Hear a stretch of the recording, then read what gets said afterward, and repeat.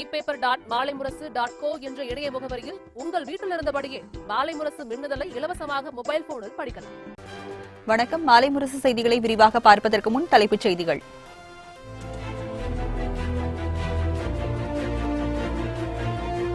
Corona கண்டறியும் PCR சோதனை முடிவுகள் வெளியாவதில் தாமதம். அதிக நாட்கள் எடுத்துக் கொள்வதால் நோய் தொற்று அதிகரிக்கும் அபாயம்.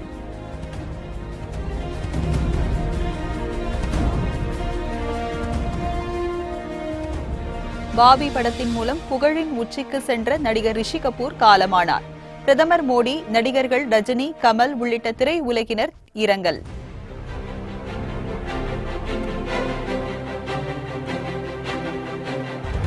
கொரோனா தொற்றால் பன்னாடுகளில் இருந்து வெளியேறும் நிறுவனங்களை ஈர்க்க தமிழக அரசு புதிய திட்டம். தலைமை செயலர் தலைமையில் குழு அமைக்கப்பட்டு இருப்பதாக முதலமைச்சர் அறிவிப்பு.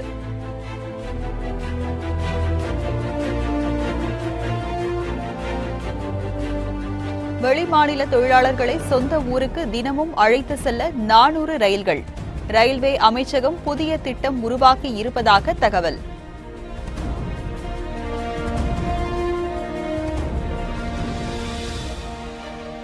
தமிழகத்தில் ஊரடங்கு உத்தரவை மீறியதாக 3,09,000 வாகனங்கள் பறிமுதல். ஊரடங்கை மீறி வெளியே சுற்றிய 3,65,747 பேர் கைது.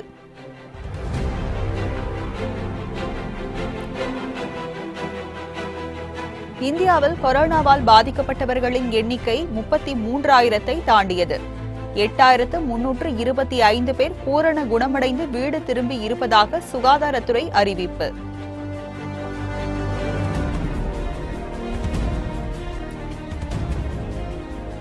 சென்னை கொடுங்கையூரில் கஞ்சா போதை கும்பல் அட்டகாசம். வீடு புகுந்து தந்தை மகனை தாக்கும் CCTV காட்சிகள் வெளியானதால் பரபரப்பு.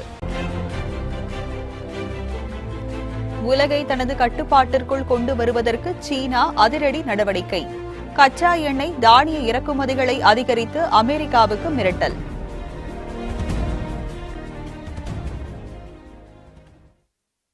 கொரோனா பரிசோதனை முடிவுகள் வெளியாவதில் தாமதம் ஏற்படுவதால் சோதனை செய்தவர்களால் நோய் தொற்று பரவும் அபாயம் அதிகரித்துள்ளது. கொரோனா சோதனை செய்ய ரேபிட் டெஸ்ட் கிட்டுகள் பயன்படுத்த வேண்டாம் என ICMR தெரிவித்துள்ளது. இதனையடுத்து PCR டெஸ்ட் மூலமாகவே வைரஸ் உள்ளதா என சோதனைகள் நடைபெற்று வருகின்றன.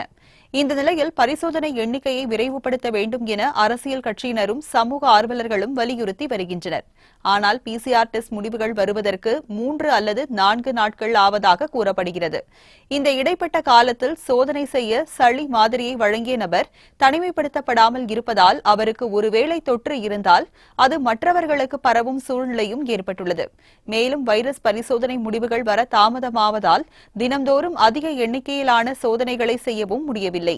எனவே PCR டெஸ்ட் தவிர வேறு புதிய வகையில் வைரஸ் உள்ளதா என்பதை அறிய விரைவு பரிசோதனை கருவிகளை பயன்படுத்த வேண்டும் என்ற கோரிக்கை வலுத்து வருகிறது. பிரபல பாலிவுட் நடிகர் ரிஷி கபூரின் மறைவுக்கு பிரதமர் மோடி, நடிகர் ரஜினிகாந்த் உள்ளிட்ட தலைவர்கள் பலர் இரங்கல் தெரிவித்துள்ளனர். இது தொடர்பாக தமது டுவிட்டர் பக்கத்தில் பதிவிட்டுள்ள பிரதமர் மோடி, ரிஷி கபூரை இழந்து வாடும் அவரது குடும்பத்தினர் மற்றும் ரசிகர்களுக்கு ஆழ்ந்த இரங்கலை தெரிவித்துக் கொள்வதாக குறிப்பிட்டுள்ளார். ரிஷி கபூர் அன்பானவர், பன்முகத்தன்மை கொண்டவர், நடிப்பின் சக்தியாக திகழ்ந்தவர் எனவும் பிரதமர் மோடி புகழாரம் சூட்டியுள்ளார். இதேபோல் இரங்கல் தெரிவித்துள்ள நடிகர் ரஜினிகாந்த், தம்முடைய மிக நெருங்கிய நண்பர் ரிஷி கபூரின் மறைவால் தமது இதயம் நொறுங்கிவிட்டதாக கூறியுள்ளார். ரிஷி கபூரின் மறைவுக்கு இரங்கல் தெரிவித்துள்ள நடிகர் கமல்ஹாசன், எப்போதும் புன்னகை தவழும் முகத்துடன் இருக்கும் ரிஷி கபூரின் மறைவு நம்ப முடியாதது என குறிப்பிட்டுள்ளார். இதேபோல் பாலிவுட் நடிகர் ரிஷி கபூரின் மறைவுக்கு இந்திய கிரிக்கெட் வீரர் சச்சின் டெண்டுல்கர், பாலிவுட் நடிகர்கள், அரசியல் கட்சித் தலைவர்கள், மத்திய அமைச்சர்கள் உள்ளிட்ட பல்வேறு தரப்பினர் இரங்கல் தெரிவித்துள்ளனர்.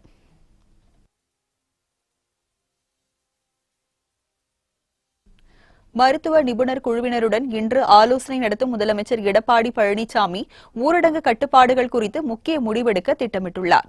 இந்தியாவில் கொரோனா தொற்று பரவி விடாதபடி நாடு முழுவதிலும் மே 3ஆம் தேதி வரை ஊரடங்கு நீட்டிக்கப்படும் என பிரதமர் நரேந்திர மோடி அறிவித்தார். இந்த நிலையில் பிரதமர் நரேந்திர மோடி கடந்த 27ஆம் தேதி அனைத்து மாநில முதலமைச்சர்களுடன் ஆலோசனை நடத்தினார். அப்போது கொரோனா தடுப்பு நடவடிக்கைகள் பற்றி அவர் கேட்டறிந்தார். மே 3ஆம் தேதிக்கு பிறகான ஊரடங்கு உத்தரவு குறித்த அறிவிப்பை மத்திய அரசு இன்னும் வெளியிடவில்லை. இதில் சில இடங்களில் மாநிலங்களை முடிவெடுக்க அனுமதிக்கலாமா என்பது குறித்து மத்திய அரசு ஆலோசித்து வருகிறது. அந்த வகையில் மத்திய அரசின் உத்தரவுக்கு ஏற்ப தமிழக அரசு முடிவெடுக்கும் என்று தெரிகிறது. சில மாநிலங்கள் ஊரடங்கை மேலும் நீட்டிக்க வேண்டும் என்று விருப்பம் தெரிவித்துள்ளன. இந்த நிலையில் மே 2ஆம் தேதியன்று முதலமைச்சர் எடப்பாடி பழனிசாமி தலைமையில் அமைச்சரவைக் கூட்டம் கூடுகிறது. இதனிடையே 19 பேர் கொண்ட மருத்துவ நிபுணர் குழுவினருடன் முதலமைச்சர் எடப்பாடி பழனிசாமி இன்று மாலை 3 மணிக்கு ஆலோசனை நடத்துகிறார். அப்போது ஊரடங்கு கட்டுப்பாடுகள் குறித்து முக்கிய முடிவுகள் எடுக்கவும் திட்டமிட்டுள்ளார். மேலும் ஒடிசா முதலமைச்சருடனும் முதலமைச்சர் பழனிசாமி இன்று ஆலோசனை நடத்துகிறார். அப்போது அவர் தொழிலாளர்கள் விவகாரம் குறித்து ஆலோசிக்க இருப்பதாக தகவல்கள் வெளியாகியுள்ளது.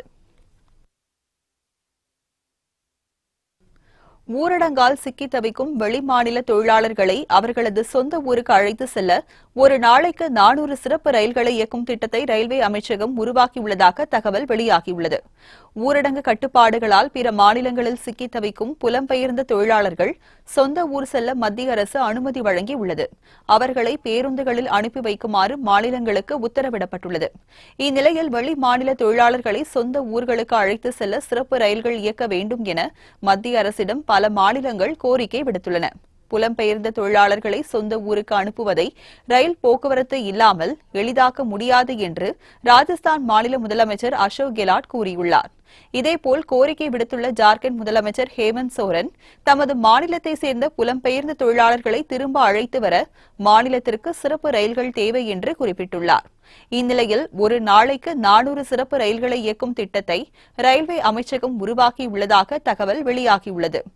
2ஆம் கட்ட ஊரடங்கு மே 3ஆம் தேதியுடன் முடிவடையும் நிலையில் இந்த திட்டத்தை அரசாங்கத்தின் உயர்மட்டங்களில் ரயில்வே அமைச்சகம் தெரிவித்திருப்பதாக கூறப்படுகிறது. மே 4ஆம் தேதி முதல் இந்தியாவில் கொரோனா பாதிப்பு இல்லாத மாவட்டங்களில் ஊரடங்கு கட்டுப்பாடுகள் கணிசமான அளவில் தளர்த்தப்படும் என்று மத்திய உள்துறை அமைச்சகம் தெரிவித்துள்ளது. கொரோனா வைரஸ் தொற்றை கட்டுப்படுத்தும் நடவடிக்கையாக இந்தியாவில் கடந்த மார்ச் 25ஆம் தேதி தொடங்கி ஏப்ரல் 14ஆம் தேதி வரை ஊரடங்கு உத்தரவு பிறப்பிக்கப்பட்டது. இதையடுத்து மேலும் 19 நாட்களுக்கு ஊரடங்கை நீட்டிப்பதாக அறிவித்த பிரதமர் மோடி மே 3ஆம் தேதி வரை ஊரடங்கு உத்தரவு அமலில் இருக்கும் என்று தெரிவித்தார். ஊரடங்கு கடுமையாக கடைபிடிக்கப்பட்டதன் விளைவாக இந்தியாவில் பல மாவட்டங்களில் கொரோனா தொற்றே கிடையாது என்ற நிலை ஏற்பட்டுள்ளது. 300 மாவட்டங்களில் கொரோனா தொற்றே கிடையாது என்ற நிலை தற்போது உள்ளது. இந்த சூழலில் மே 3ஆம் தேதியுடன் ஊரடங்கு நிறைவடைவதால் அதன் பிறகு ஊரடங்கு நீட்டிக்கப்படுமா அல்லது தளர்த்தப்படுமா என்ற கேள்வி மக்கள் மத்தியில் எழுந்துள்ளது. இது தொடர்பாக மத்திய உள்துறை அமைச்சகம் நேற்று ஆலோசனை மேற்கொண்டது. இந்த ஆலோசனையின் முடிவில் கொரோனா இல்லாத மாவட்டங்களில் கணிசமான அளவில் ஊரடங்கு கட்டுப்பாடுகளை தளர்த்தலாம் என்று முடிவெடுக்கப்பட்டுள்ளதாக உள்துறை அமைச்சக செய்தி தொடர்பாளர் தெரிவித்துள்ளார். ஊரடங்கு கட்டுப்பாடு தளர்வு தொடர்பான விவரங்கள் விரைவில் வெளியிடப்படும் என்றும் அவர் கூறியுள்ளார். பொருளாதார நெருக்கடியில் சிக்கி தவிக்கும் ஏழை எளிய மக்களை மீட்டெடுக்க சுமார் 65,000 கோடி ரூபாய் தேவைப்படும் என முன்னாள் ரிசர்வ் வங்கி ஆளுநர் ரகுராம் ராஜன் தெரிவித்துள்ளார். கொரோனா கட்டுப்பாட்டு நடவடிக்கையாக நாடு முழுவதும் தொடர்ந்து 40 நாட்களுக்கும் மேலாக ஊரடங்கு உத்தரவு பிறப்பிக்கப்பட்டுள்ளது. இதனால் நாட்டின் பொருளாதார நிலை மிக மோசமான கட்டத்திற்கு சென்றுள்ளது. இதனை சரி செய்யும் வழிமுறைகள் குறித்து முன்னாள் ரிசர்வ் வங்கி ஆளுநர் ரகுராம் ராஜனுடன் காங்கிரஸ் முன்னாள் தலைவர் ராகுல் காந்தி தொலைபேசியில் தொடர்பு கொண்டு பேசினார். அப்போது பொருளாதார நெருக்கடியில் சிக்கி தவிக்கும் ஏழை எளிய மக்களை மீட்டெடுக்க எவ்வளவு தொகை தேவைப்படும் என கேட்டபோது சுமார் 65,000 கோடி ரூபாய் தேவைப்படும் எனவும் அது அவ்வளவு பெரிய தொகை இல்லை என்றும் ரகுராம் ராஜன் பதிலளித்துள்ளார். மன்மோகன் சிங் மற்றும் சிதம்பரம் போன்ற நிபுணர்களிடமிருந்து ராகுல் காந்தி பொருளாதாரம் குறித்து கேட்டு கற்றுக்கொள்ள வேண்டும் என பாஜக விமர்சித்த நிலையில் ரகுராம் ராஜனிடம் ஆலோசனை நடத்தியுள்ளது குறிப்பிடத்தக்கது. கொரோனாவின் தாக்கத்தை பயன்படுத்தி சீனா உலகை தன் கட்டுப்பாட்டிற்குள் கொண்டு வருவதற்கான அனைத்து நடவடிக்கைகளிலும் ஈடுபட்டு இருப்பதாக தகவல்கள் வெளியாகியுள்ளது. கொரோனா ஏற்படுத்தியுள்ள தாக்கத்தில் இருந்து விடுபட்டுள்ள சீனா தற்போது அமெரிக்காவின் கட்டுப்பாட்டில் இருந்து உலகை தன் வசப்படுத்தும் முயற்சிகளில் அடியெடுத்து வைத்துள்ளது. அதன் முதல் கட்டமாக உலக சுகாதார அமைப்புக்கு அமெரிக்கா வழங்கிய நிதியை நிறுத்தியதும் சீனா 150 கோடி அதிகம் தருவதாக அறிவித்து சுகாதார அமைப்பிடம் நெருக்கத்தை ஏற்படுத்தியுள்ளது. இதையடுத்து உலக நாடுகளில் இருந்து இறக்குமதி செய்யப்பட்ட 200 கோடிக்கும் அதிகமான மருத்துவ உபகரணங்களை உலக சுகாதார அமைப்பின் மேற்பார்வையில் அனைத்து உலக நாடுகளுக்கும் சீனா வணிகம் செய்து வருகிறது. உலகம் முழுவதும் எரிபொருள் பயன்பாடு முற்றிலும் இல்லாத நிலையில் கச்சா எண்ணெய் விலை குறைந்து இருப்பதால் அதனையும் அதிக அளவில் இறக்குமதி செய்து சீனா சேமித்து வருவதுடன் கொரோனாவில் ஏற்படும் உணவு பஞ்சத்தை சமாளிக்கும் விதமாக உணவு தானியங்களையும் சேமிப்பதுடன் அமெரிக்காவிடமே 93,000 கோடிக்கு தானியம் இறக்குமதியும் செய்து வருகிறது. கொரோனாவால் சுருண்டு போன பல நாடுகளின் நிறுவனங்கள் நிலைகுலைந்து போய் இருப்பதால் முதல் கட்டமாக இந்தியாவின் HDFC-இடமிருந்து வீடு கட்டும் நிறுவன பங்கின் 1% 3,000 கோடிக்கு வளைத்து போட்டது. இதையடுத்து சுதாரித்த மத்திய அரசு சீனா உள்ளிட்ட அண்டை நாடுகளின் நேரடி முதலீட்டிற்கு தடை விதித்தது. இதனால் இனி சீனா இந்திய நிறுவனங்களுக்குள் மூக்கை நுழைக்க முடியாது. ஆனால் இந்தியாவின் நிலைப்பாட்டை ஐரோப்பிய நாடுகளும் உலக நாடுகளும் பின்பற்றினால் மட்டுமே சீனாவின் உலக ஆளுமை ஆதிக்கத்தை தடுக்க முடியும். வடகொரிய அதிபரும் மர்ம மனிதருமான கிம் ஜாங் உன் கடந்த சில மாதங்களாக கோப்புகளில் கையெழுத்திடாததால் அவரது சகோதரி ஆதிக்கம் செலுத்த தொடங்கியுள்ளார் என அங்கிருந்து வரும் தகவல்கள் தெரிவிக்கின்றன. மர்ம தேசத்தின் அதிபரும் அணு சோதனைகள் மூலம் அமெரிக்காவையே மிரட்டி வந்தவருமான வடகொரிய அதிபர் கிம் ஜாங் உன் குறித்து பல்வேறு வதந்திகள் உலா வருகின்றன. அவர் இறந்துவிட்டார், இறுதி ஊர்வலத்திற்கு வடகொரியா தயார் நிலையில் உள்ளது என அமெரிக்க ஊடகங்கள் சேட்டிலைட் புகைப்படங்களை வெளியிட்டு உள்ளன. சீனாவை சேர்ந்த செய்தியாளர் ஒருவர் கிம் காலமாகிவிட்டார் என்பதை உறுதிப்படுத்தும் விதமாக செய்தி வெளியிட்டுள்ளார். ஆனால் அண்டை நாடான தென்கொரியாவோ மரண செய்திகளுக்கு மறுப்பு தெரிவித்து கிம் உயிருடன் உள்ளார் என கூறி வருகிறது. இந்த நிலையில் வடகொரியாவின் பல்வேறு மாகாணங்கள் கிம் கையெழுத்திற்காக அனுப்பப்பட்ட ஆவணங்களில் அவர் இன்னும் கையெழுத்து போடவில்லை என தெரிவித்து உள்ளன. பல்வேறு தரப்பினர் கிம்மின் கையெழுத்திற்காக காத்திருக்கும் நிலை ஏற்பட்டுள்ளதாகவும் செய்திகள் வெளியாகியுள்ளது. இதனிடையே வடகொரியா நாடாளுமன்ற ஆராய்ச்சி அமைப்பின் சார்பில் கிம்மின் சகோதரி தனது ஆதிக்கத்தை செலுத்த தொடங்கிவிட்டார் என தகவல்களை வெளியிட்டு இருப்பது பரபரப்பை ஏற்படுத்தியுள்ளது.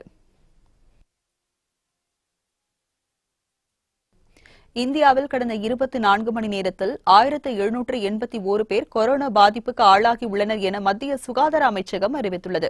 இதனால் இந்தியாவில் மொத்த கொரோனா பாதிப்பு எண்ணிக்கை 33,050 அதிகரித்துள்ளது. இதனிடையே கடந்த 24 மணி நேரத்தில் கொரோனா பாதிப்புக்கு 67 பேர் பலியாகியுள்ளதாகவும் இதன் மூலம் மொத்த பலி எண்ணிக்கை 1074 அதிகரித்துள்ளதாகவும் தெரிவிக்கப்பட்டுள்ளது. இதுவரை 8,325 பேர் கொரோனா பாதிப்பில் இருந்து மீண்டு பூரண குணமடைந்து வீடு திரும்பியுள்ளனர் என்றும் நேற்று மட்டும் 628 பேர் குணமடைந்துள்ளதாகவும் மத்திய சுகாதாரத்துறை அமைச்சகம் அறிவித்துள்ளது. கொரோனா பாதிப்பில் மாநிலங்களின் பட்டியலில் தொடர்ந்து முதலிடத்தில் இருந்து வரும் மகாராஷ்டிராவில் பாதிப்பு எண்ணிக்கை 10,000 நெருங்குவதாகவும் இதுவரை 9,915 பேர் கொரோனா பாதிப்புக்கு ஆளாகியுள்ளதாகவும் தெரிவிக்கப்பட்டுள்ளது.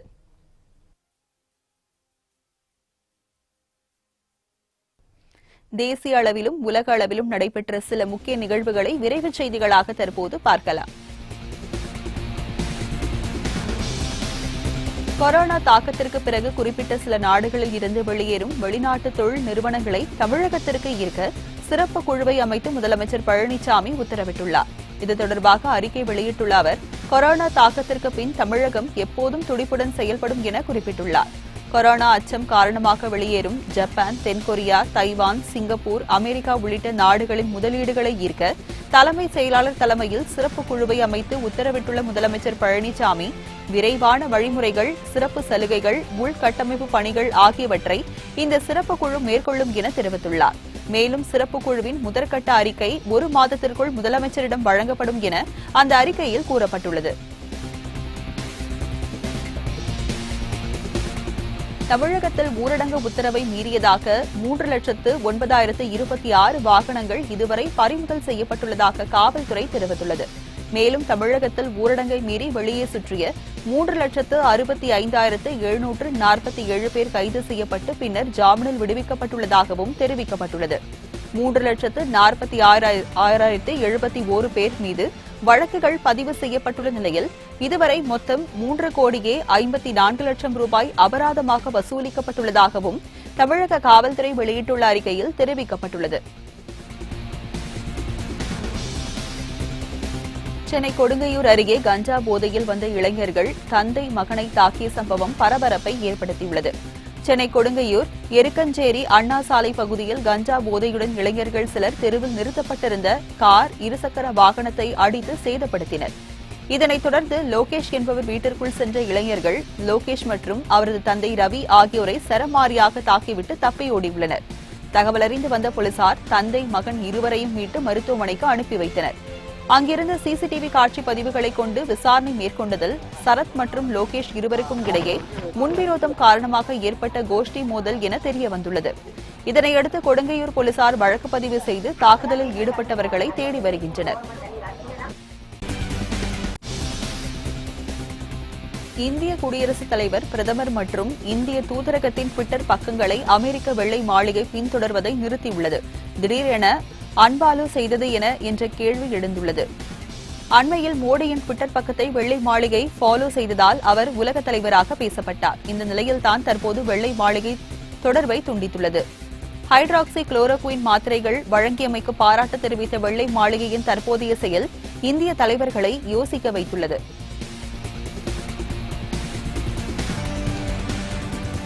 அமெரிக்காவில் கொரோனா நோயாளிகளை கண்டறியும் வகையில் நாய்களுக்கு பயிற்சி அளிக்கப்பட்டு வருகிறது. அமெரிக்காவில் பொருளாதார நெருக்கடி காரணமாக சில மாநிலங்கள் ஊரடங்கை நீக்க முடிவு செய்துள்ளது. அவ்வாறு நீக்கும் பட்சத்தில் கொரோனா தொற்று அதிகம் பரவக்கூடிய ஆபத்து உள்ளது. இந்த நிலையில் பென்சில்வேனியா பல்கலைக்கழகத்தில் கொரோனா நோயாளிகளை கண்டறியும் வகையில் நாய்களுக்கு பயிற்சி அளிக்கப்பட்டு வருகிறது. இதற்காக மூப்பு சக்தி அதிகம் உள்ள 8 லாப்ரடோர் ரக நாய்களை தேர்ந்தெடுத்து அவற்றிற்கு பிரத்யேக பயிற்சி அளித்து வருகின்றனர். இந்த முயற்சி வெற்றியடையும் பட்சத்தில் கொரோனா தடுப்பு பணியில் நாய்கள் பயன்படுத்தப்பட உள்ளதாக அப்பல்கலைக்கழகம் தெரிவித்துள்ளது. வெடிபொருட்கள், போதைப் பொருட்களை போன்று மலேரியா, புற்றுநோய் போன்ற பாக்டீரியாவையும் நாய்களால் கண்டறிய முடியும் என்றும் வைரசுகள் குறிப்பிட்ட வாடையை கொண்டிருப்பதால் அது சாத்தியமே என்றும் ஆராய்ச்சியாளர்கள் கூறுகின்றனர். செங்கல்பட்டு மாவட்டம் முடிச்சூர் ஊராட்சியில் ஒருவருக்கு கொரோனா பாதிப்பு உறுதியானதை அடுத்து முன்னெச்சரிக்கை நடவடிக்கைகள் தீவிரப்படுத்தப்பட்டுள்ளன. செங்கல்பட்டு மாவட்டம் சிவப்பு மண்டலமாக அறிவிக்கப்பட்டுள்ளது. இந்த நிலையில் முடிச்சூர் ஊராட்சியில் ஒருவருக்கு கொரோனா வைரஸ் தொற்று உறுதியாகியுள்ளது. இதனால் தாம்பரம் அடுத்த முடிச்சூர் சாலையில் இரு புறங்களில் வரும் வாகனங்களுக்கும் கிருமி நாசினி தெளிக்கப்பட்டு வாகனங்களில் வருபவர்களுக்கு பாதுகாப்பு முகக்கவசம் வழங்கப்படுகிறது. இதனை முடிச்சூர் ஊராட்சி செயலர் வாசுதேவன் காவல்துறையினருடன் இணைந்து வழங்கி வருகிறார். மேலும் அவசர காலத்திலும் பணிகளை சிறப்பாக செய்து வரும் தூய்மை பணியாளர்களுக்கு ரொட்டி, பால், முட்டை உள்ளிட்ட நிவாரணப் பொருட்கள் வழங்கப்பட்டது.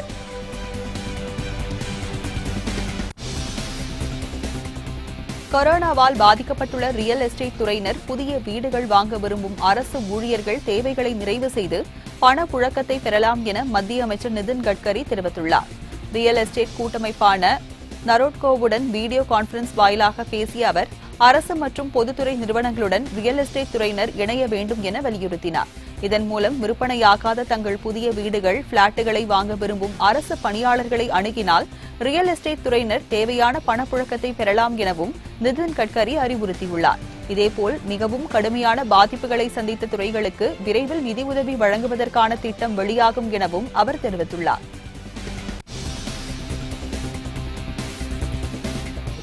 தேனி மாவட்டம் ஆண்டிப்பட்டி அருகே பிறந்து 2 நாட்களேயான பச்சிளம் குழந்தை ஒன்று கிணற்றில் சடலமாக மிதந்த சம்பவம் அப்பகுதியில் பரபரப்பை ஏற்படுத்தியுள்ளது. ஆண்டிப்பட்டி அருகே குன்னூர் கிராமத்தில் பயன்பாடின்றி இருக்கும் குடிநீர் உறை கிணற்றில் பச்சிளம் ஆண் குழந்தையின் சடலம் மிதப்பதாக அப்பகுதி மக்கள் போலீசாருக்கு தகவல் தெரிவித்துள்ளனர். இதையடுத்து அங்கு வந்த போலீசார் தீயணைப்புத் துறையினரின் உதவியுடன் சடலத்தை மீட்டனர்.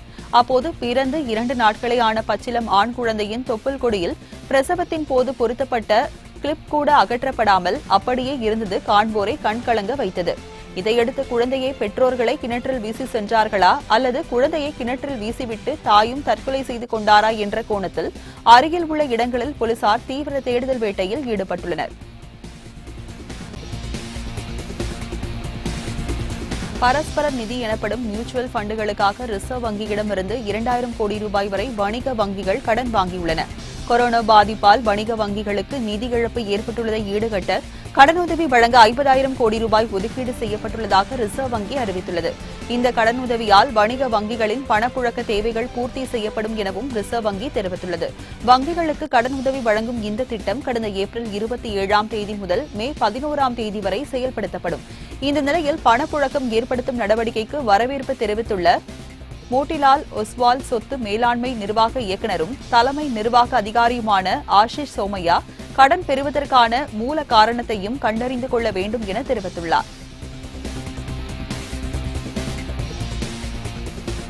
அமெரிக்க டாலருக்கு எதிராக இந்திய ரூபாய் மதிப்பு 3வது முறையாக 1% உயர்ந்துள்ளது. இந்திய சந்தையில் உள்ள வலுவான உள்நாட்டு பங்குகளினாலும் பலவீனமான டாலரின் பின்னணி காரணமாகவும் அமெரிக்க டாலருக்கு எதிரான ரூபாயின் மதிப்பு கடந்த 4 வாரத்தில் உயர்மட்டமாக 52 பைசா உயர்ந்து 75.66 ஆக நிலை பெற்றது. பேஸ்புக் ஜியோ ஒப்பந்தம், மத்திய வங்கி கொள்கை ஆகியவற்றிற்கு மத்தியில் ஆசிய வர்த்தகத்தின் போது ரூபாயின் மதிப்பு உயர்ந்துள்ளதால் முக்கிய கொள்கை அறிவிப்புகளுக்கு முன் முதலீட்டாளர்கள் எச்சரிக்கையாக இருப்பார்கள் என உணரப்பட்டுள்ளதாக மூத்த கரன்சி மற்றும் கமோடிட்டி ஆராய்ச்சி அமைப்பான எல்கேபி தெரிவித்துள்ளது. ஊரடங்கு குறித்த அடுத்த கட்ட அறிவிப்பை மத்திய மாநில அரசுகள் சிறிதும் தாமதிக்காமல் அறிவிக்க வேண்டும் என திமுக தலைவர் மு.க.ஸ்டாலின் வலியுறுத்தியுள்ளார். இது தொடர்பாக அவர் வெளியிட்டுள்ள அறிக்கையில், ஊரடங்கு நீட்டிக்கப்படுமா, நீக்கப்படுமா அல்லது படிப்படியாக தளர்த்தப்படுமா என்ற எதிர்பார்ப்பும் குழப்பமும் மக்கள் மனதில் நிலவுவதாக தெரிவித்துள்ளார். ஊரடங்கு குறித்து முன்கூட்டியே அறிவித்தால் பொதுமக்களிடம் தேவையற்ற குழப்பத்தையும் பதற்றத்தையும் பெருமளவிற்கு தவிர்க்க முடியும் என குறிப்பிட்டுள்ள ஸ்டாலின், 35 நாட்களுக்கும் மேலாக வீட்டிலேயே முடங்கியிருக்கும் மக்களின் மனநிலையையும் வாழ்வாதாரத்தையும் கருத்தில் கொண்டு மத்திய மாநில அரசுகள் உரிய முடிவெடுத்து சிறிதும் தாமதிக்காமல் அறிவிக்க வேண்டும் என வலியுறுத்தியுள்ளார். அமெரிக்காவில் ஜூன் மாதத்திற்குள் சுமார் 2 லட்சம் ஊழியர்கள் குடியுரிமை இழந்து நாடு திரும்ப வேண்டிய கட்டாயம் ஏற்படும் என குடியேற்ற கொள்கை ஆய்வாளர் தெரிவித்துள்ளார். கொரோனா எதிரொலியாக அமெரிக்க பொருளாதாரம் கடுமையாக வீழ்ச்சியை சந்தித்ததுடன் ஏராளமானோர் வேலை இழக்கும் சூழல் ஏற்பட்டுள்ளது. இதனை சமாளிக்க வெளிநாட்டவர்களுக்கு H-1B விசா வழங்குவது தற்காலிகமாக நிறுத்தி வைக்கப்பட்டுள்ளது. இந்த நிலையில் சுமார் 2,50,000 பேர் H-1B விசா மூலம் அமெரிக்காவில் குடியுரிமை பெற்று வேலை பார்த்து வருவதாகவும், அவர்களில் 2 லட்சம் பேர் தங்கள் குடியுரிமையை இழந்து நாடு திரும்ப வேண்டிய கட்டாயத்திற்கு ஆளாக நேரிடும் என்றும் அமெரிக்க குடியேற்ற கொள்கை ஆய்வாளர் ஜெர்மி நியூவெல்ட் கணித்துள்ளார்.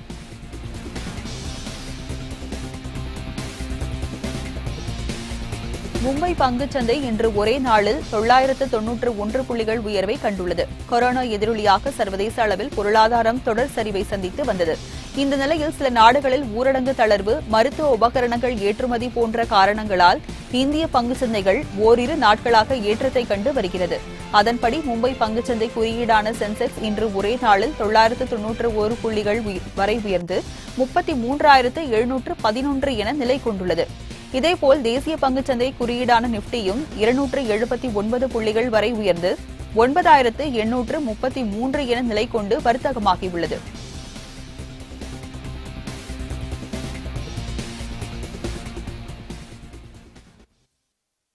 உலக நிகழ்வுகளை உண்மைத்தன்மையுடன் உடனுக்குடன் அறிந்து கொள்ள எப்போதும் இணைந்திருங்கள் நமது மாலை முரசு செய்தி தொலைக்காட்சியுடன். வணக்கம்.